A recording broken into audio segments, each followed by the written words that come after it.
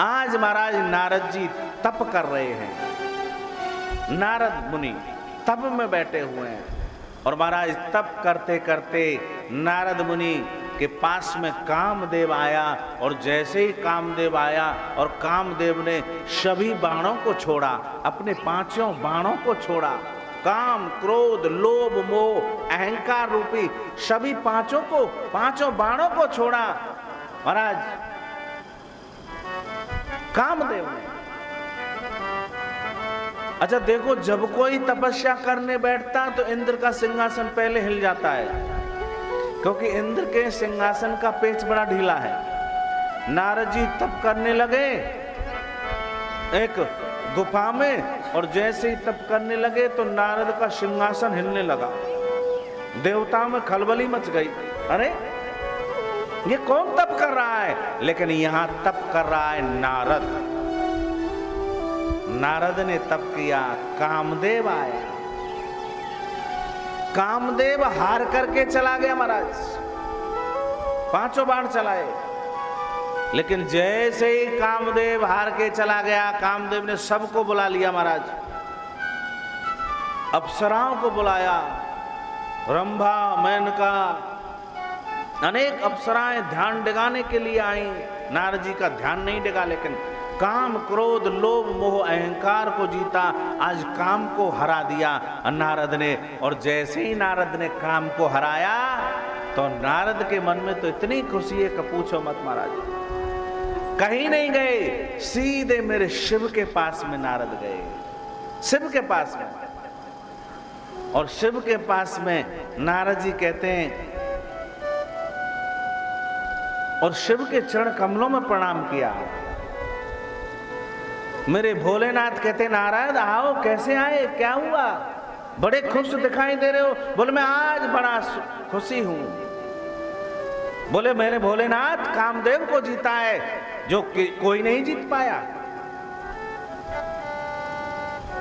कामदेव मेरी समाधि को तोड़ नहीं पाया, आपकी समाधि तो तोड़ दी थी।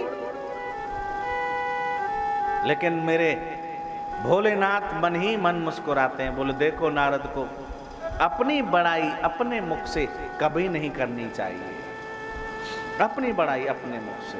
सज्जनों, आज मेरे नारद जी कहते हैं मैंने कामदेव को जीत लिया। भोलेनाथ जो कामदेव को कोई नहीं जीत पाया, लेकिन यूं भी कह रहे हैं लेकिन आपकी कृपा से मैंने जीत लिया। आज मेरे भोलेनाथ ने एक माला पहनाई महाराज, रुद्राक्ष की माला। देव ऋषि नारद को तुमने काम को जीता, बड़ा अच्छा काम किया है। लेकिन अभी तो नारद तुम रहोगे? बोल मैं नहीं रहूंगा, मैं तो अभी जा रहा हूं, बस मुझे जाना है कहीं। बोले कहां जा रहे हो? भोलेनाथ ने बोल दिया कि नारद सुनो, कहीं भी जाओ तुम किसी को मत बताना मैंने काम को जीता है। बोले कहां जा रहे हो?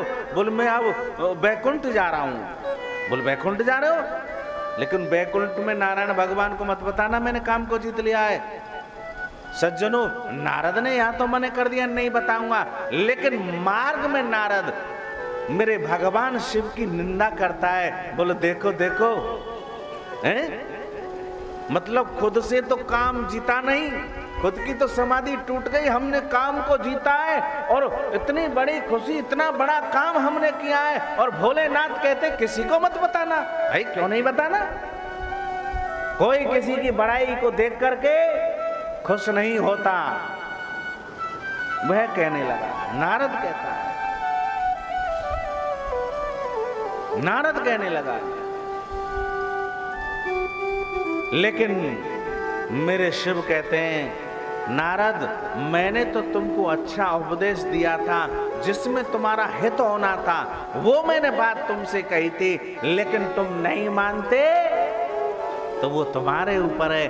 भगवान एक बार ऐसे ही इस जीव को इशारा करते हैं, ये जीव समर जाए तो संभल जाता है और नहीं तो मार्ग तो दूसरा है ही महाराज।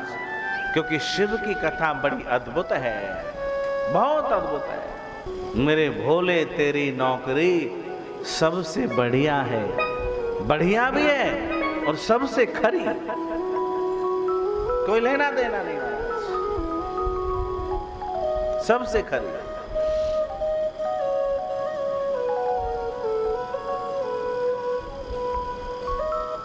आज मेरे नारद जी शंभुनाथ के पास से आज बैकुंठ पहुंचे और बैकुंठ जाकर के महाराज साष्टांग दंडौत किया मेरे नारायण भगवान को, मेरे नारायण भगवान।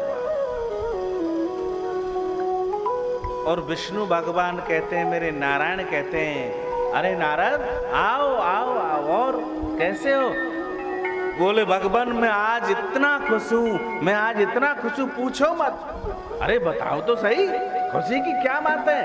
बोले बताने नहीं बनती, इतना खुश हूं। अरे फिर भी तो कोई तो कुछ तो होगा, बताओ ना। बोले मैंने आज, आप भी खुश हो गए मैं बताऊंगा तो। बोले बताओ। बोले आज मैंने कामदेव को जीत लिया। नारद कहता है कामदेव को जीत लिया महाराज। जो अच्छे अच्छे कामदेव को जीतने में परास्त हो जाते हैं, आज मैंने नारायण आपकी कृपा से मैंने कामदेव को जीत लिया। कामदेव को। मेरे भगवान कहते हैं नारद अच्छी बात है, तुमने कामदेव को जीता है, बहुत अच्छी बात है, बहुत अच्छी बात है। और सबसे पहले मैं आपके पास ही आया हूं, नारद ने कहा, अभी मैंने किसी को नहीं बताया। हमेशा याद रखो, ना तो कभी किसी की निंदा करनी चाहिए, ना कभी किसी से झूठ बोलना चाहिए। आज यहाँ नारद महाराज मार्ग में जब आ रहे थे तो शंकर भगवान की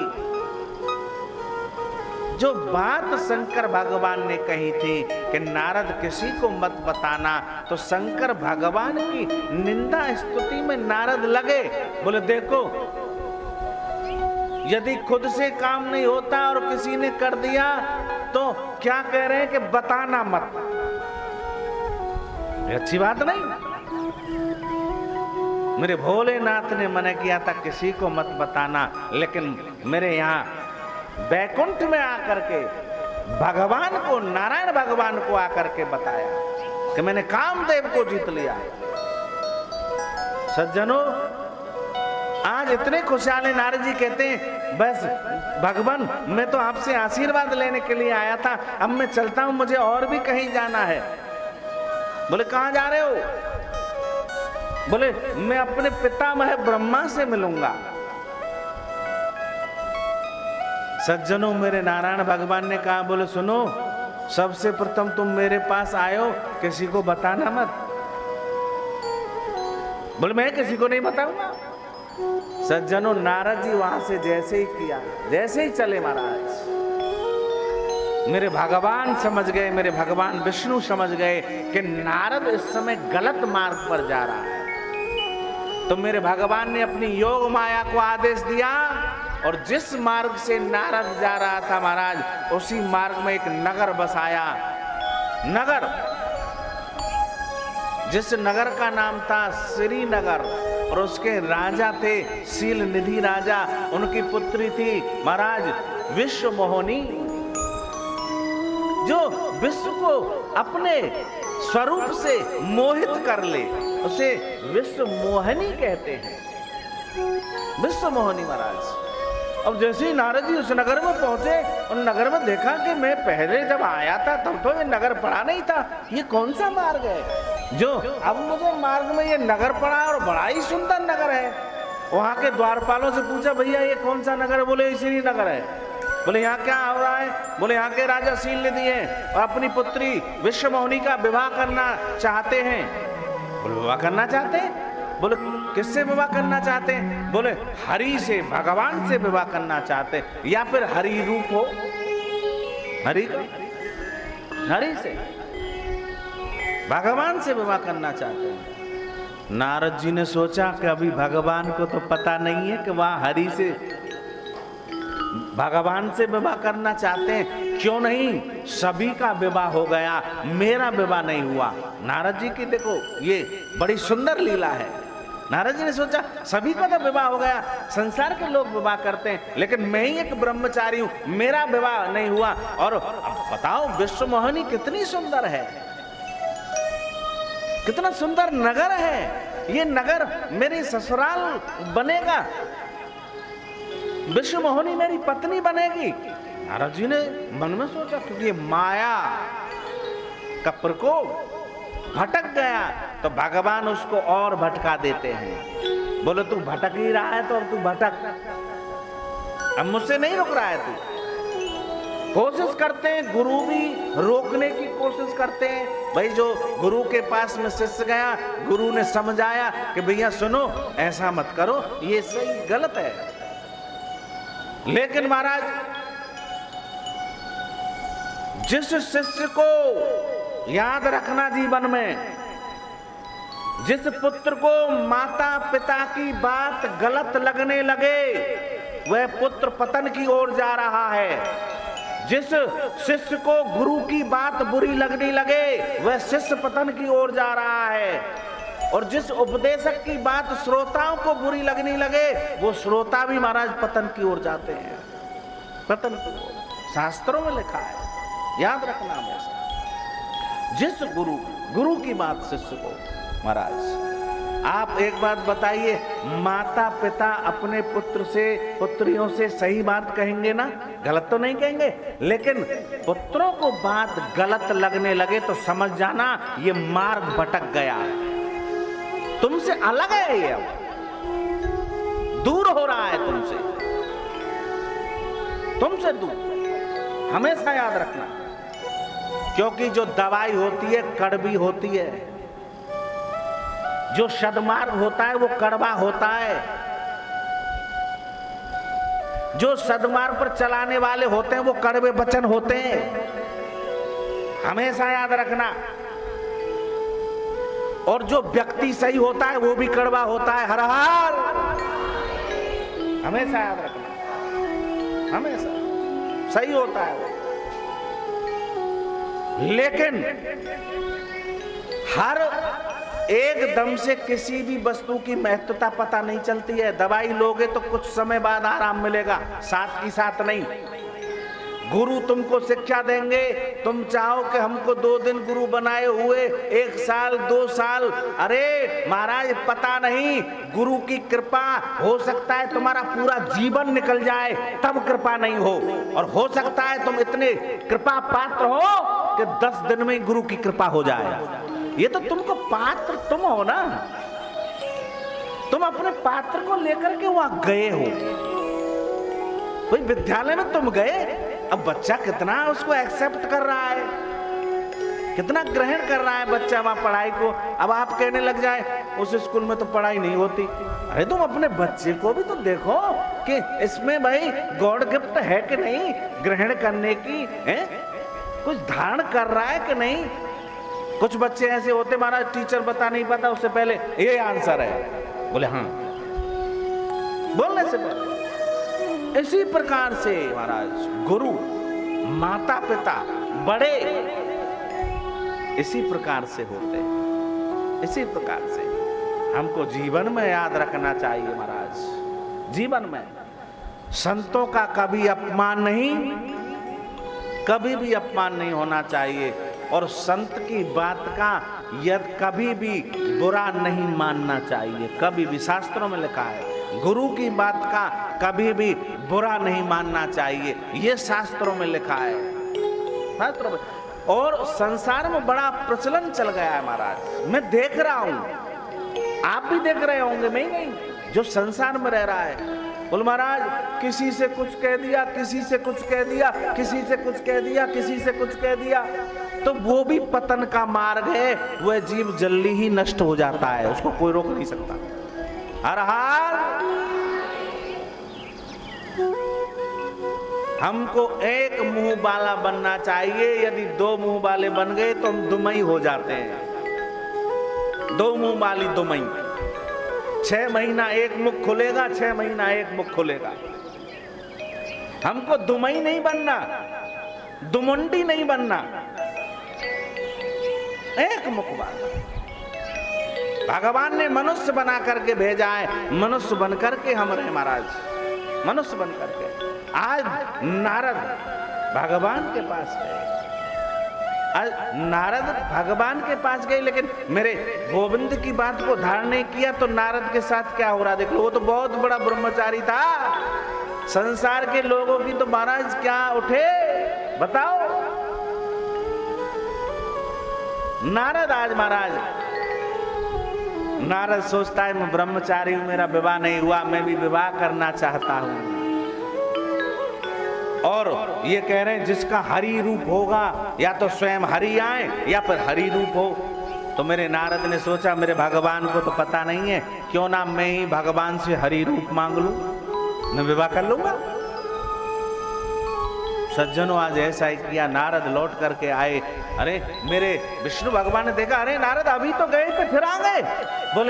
बोले भगवान मैं अब उससे भी ज्यादा खुश हूं, उससे भी ज्यादा प्रसन्न हूं, और मैं आपसे कुछ चाहता हूं, कुछ मांगना चाहता हूं। बोले मांगो, क्या चाहिए। महाराज नारद जी इतने प्रसन्न और मांगने की तड़पन इतनी मतलब तड़प ले रही है नारद जी के हृदय में कि नारद जी तो महाराज पैरों को दबा रहे हैं, भगवान के पैरों को दबा रहे हैं, भगवान के पैरों को अकारण सेवा कर रहे हैं। बोले आप थक गए होंगे। बोले बोलो तो सही नारद, आप मार्ग में से इतनी जल्दी कैसे लौट आए। बोले मैं लौट आया, मैं आपसे कुछ मांगना चाहता हूं। प्रेम से बोलो श्री शिवाय। बोले क्या मांगना चाहते हो। बोले मैं आपसे, मुझे वैसे तो कहने में शर्म लग रही है, नारद ने कहा मुझे कहने में शर्म लग रही है, मैं कह नहीं पा रहा हूं। बोले कह दो। बोले भगवान मुझे आपका हरि रूप चाहिए, हरि रूप। बोले किस लिए। बोले मुझे आपका हरि रूप चाहिए। भगवान कहते हैं मैं तुमको हरि रूप दे दूंगा, हरि रूप। आज मेरे भगवान ने नारद को हरि रूप दिया और हरि रूप लेकर के नारद सीधे महाराज उसी श्रीनगर में आए। शील नदी की कन्या महाराज विश्वमोहिनी वरमाला लेकर के आ रही है, और जैसे ही विश्वमोहिनी वरमाला लेकर के आई, सज्जनों मेरे भगवान स्वयं लक्ष्मी जी को लेकर के आए, नारायण भगवान, और विश्वमोहिनी ने मेरे नारायण भगवान के गले में माला डाली और सीधे विश्वमोहिनी को ले गए। और नारद जी देखते रह गए। नारद जी ने कहा अरे भैया हमारा तो विवाह होना था, क्या हुआ। सभी जो द्वारपाल थे वहां के लोग बोले अरे भैया सुनो, आप कौन हो, यहाँ कुर्सी पर क्यों बैठे हो अकेले। विश्वमोहिनी का तो विवाह हो गया।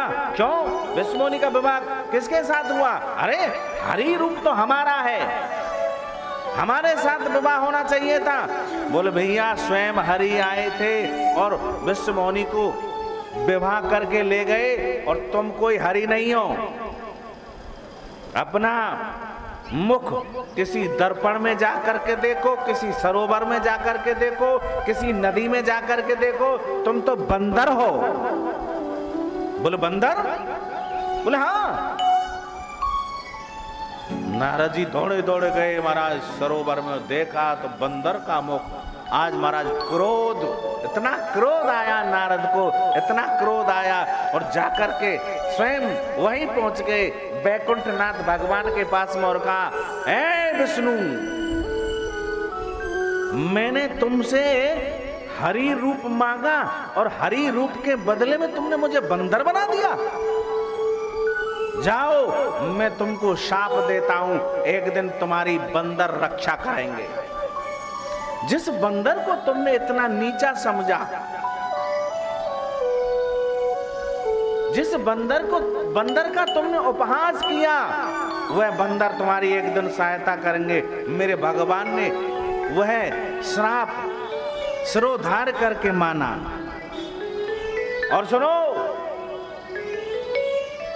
अपने आप को विष्णु कहते हो, अपने आप को भगवान कहते हो, परम स्वतंत्र ना सिर पर कोई अरे आपके ऊपर, आपके सिर पर कोई नहीं है, आप सबसे ऊपर बैठे हो, इसलिए तो तुमने ये हाल कर दिया मेरा, मुझे बंदर बना दिया। और जिस प्रकार से मैं स्त्री के लिए तड़फा और तड़फ रहा हूं, जो स्त्री के लिए तुमने मुझे बंदर बना दिया, बोले जाओ तुम भी अपनी स्त्री के लिए तड़पोगे, बन बन घूमोगे और तभी बंदर तुम्हारी सहायता करेंगे, ये मेरा श्राप है। नारद ने कहा, भगवान ने श्रोता ने किया। किसी का सम्मान नहीं समझते। सज्जनों, उसी समय मेरे भगवान ने, तब प्रभु माया दूर प्रेरेरी, इसी समय भगवान ने माया को दूर किया।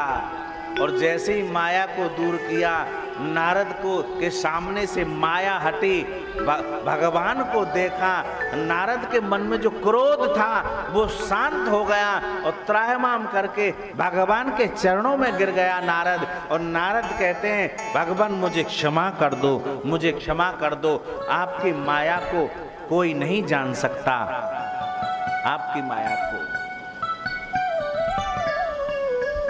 मुझे क्रोध आया। भगवान कहते हैं, नारद तुमने वृथा में क्रोध किया था, ये क्रोध तुमको नहीं करना चाहिए था। और तुमने जो बात को नहीं माना, भोलेनाथ ने भी तुमसे मना किया कि किसी को मत बताना, तो तुम मार्ग में अपने आप ही भोलेनाथ की निंदा करने लगे। मैंने भी तुमको मना किया कि किसी को मत बताना, लेकिन नारद तुम सद्मार्ग को छोड़ करके मार्ग भटक रहे थे। ये संत का मार्ग नहीं है नारद, इसलिए मैंने तुमको माया के द्वारा जिस मार्ग पर भटक रहे थे, अब तुमको सद्मार्ग पर ला दिया है। अब तुम भटकोगे नहीं। और यदि तुम्हारे मन में अभी शांति नहीं है तो जाओ चंद्रभागा नदी पर जाओ, जपऊ जाए शंकर सतनामा, तुरंत मिले हृदय विश्रामा। जाओ शंकर जी के शतनाम जाप करो, तुम्हारे हृदय को शांति मिलेगी। आज महाराज नारद जी ने भगवान को प्रणाम किया और चंद्रभागा नदी पर आए, भगवान शिव की आराधना की।